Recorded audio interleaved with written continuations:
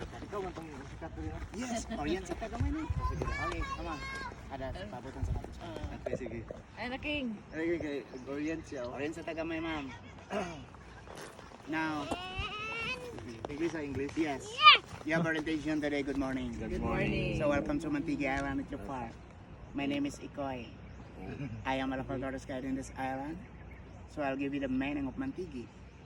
M stands for man. A stands for adventure. N stands for nature. P stands for tourism. I stands for island. G stands for gorgeous. Stands for unique. E stands for enjoy yourself.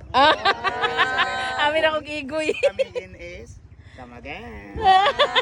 Thank you for your amazing today. But if you walk around in this island, please watch your step, watch your head, and watch me nene. Salamat. Pa-picture sa mudaan.